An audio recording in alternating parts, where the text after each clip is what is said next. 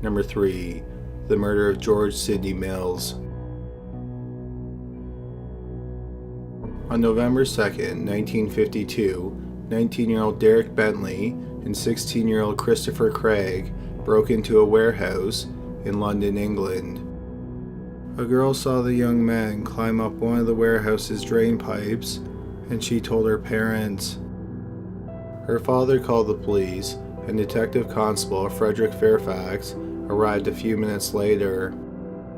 Fairfax was able to corner the young men on the roof, and he told them to surrender. Craig was defiant, and he refused to give up. Fairfax ran at the young men, and he grabbed Bentley, who was closest to him. Bentley managed to break free, and then he apparently yelled, "Let him have it, Chris." Chris then pulled out a gun and shot at Fairfax.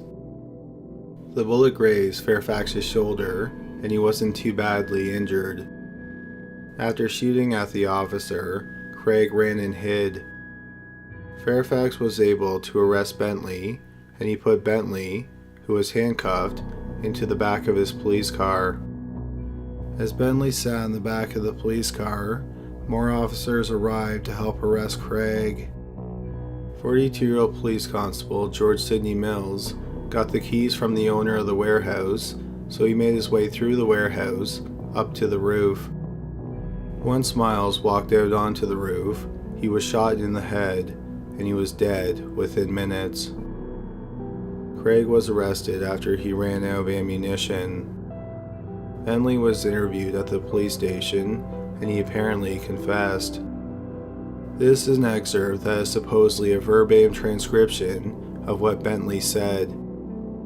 "When we came to the place where you found me, Chris looked in the window. There was a little iron gate at the side. Chris then jumped over, and I followed. Chris then climbed up the drain pipe to the roof, and I followed. Up to then, Chris had not said anything. We both got out onto the flat roof at the top. Then someone in a garden on the opposite side shone a torch up towards us.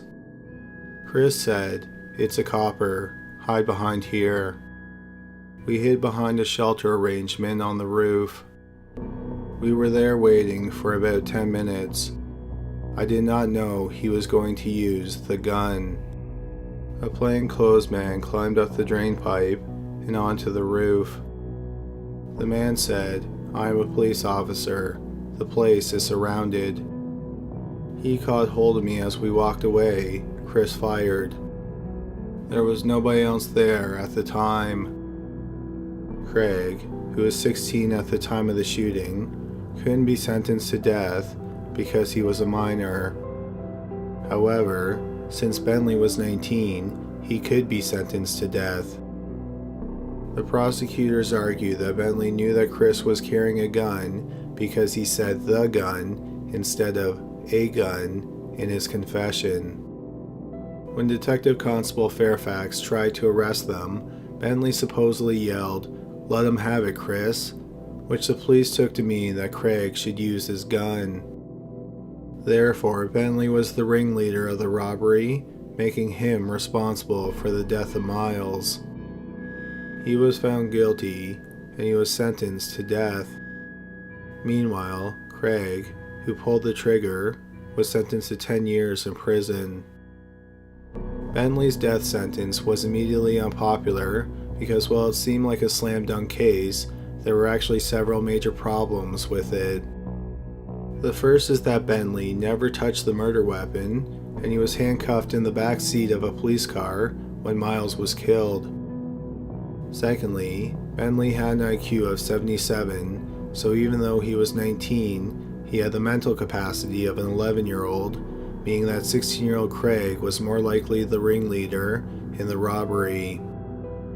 Also, there was a problem with Bentley's supposed orders to shoot at Fairfax that demonstrated that he was the ringleader in the shooting. Bentley supposedly yelled, "Let him have it, Chris." The defense argued that the sentence is ambiguous. The police understood it as Bentley ordering Craig to shoot. However, It could have also meant that Bentley was telling Craig to hand over his gun. Both Bentley and Craig deny the sentence was ever yelled. Bentley swore he didn't even know that Craig had a gun until he shot Detective Constable Fairfax. Despite the problems with the case, 3 police officers swore under oath that Bentley confessed, and the confession was transcribed verbatim, so there was no way for Bentley to appeal his death sentence. Bentley swore he never confessed to knowing about the gun. The case was so controversial that 300 people gathered outside the House of Parliament to protest the execution on the day that Bentley was supposed to be executed. Their protest fell on deaf ears. On January 28, 1953, 3 months after the shooting, 19-year-old Derek Bentley was hanged. Christopher Craig, who pulled the trigger, served his 10 years, and he has been a law-abiding citizen ever since. He has always told the same version of events as Bentley. He brought the gun to the robbery, and Bentley didn't know about it. Bentley's parents relentlessly advocated for decades to have their son's name cleared. In 1993, 40 years after Bentley was hanged, he was given a royal pardon for his death sentence. However, he was still considered a murderer in the eyes of the law. In 1998, Bentley's case went back to court, and to prove that the confession was false, Bentley's parents had forensic linguistic professor Malcolm Coulthard analyze it. He noted several irregularities. The main problem was that the 3 police officers swore that the confession was what Bentley said verbatim. They claimed he said everything unprompted, and they did not interject during his monologue. Coulthard found evidence that this wasn't true. In the confession, Coulthard found several examples of narrative justifications. An example of a narrative justification would be, let's say you were telling a story about retrieving your phone from your backyard and you encountered an aggressive raccoon. Would you say, I walked outside, no one else was there, I picked up my phone, a raccoon ran at me, so I ran back inside?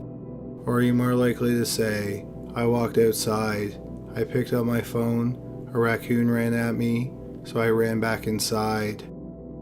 Mentioning that no one else was in the backyard is an example of narrative justification. When telling a story like that, most people would not mention that no one else was in the backyard because that is a foregone conclusion.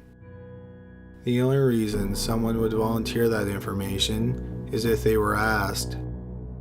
When telling the story about the aggressive raccoon, you would only mention that no one else was in the backyard if someone listening to your story asked if someone else was in the backyard when you went outside. An example of a narrative justification in the confession is, Chris then climbed up the drain pipe to the roof, and I followed. Up to then, Chris had not said anything.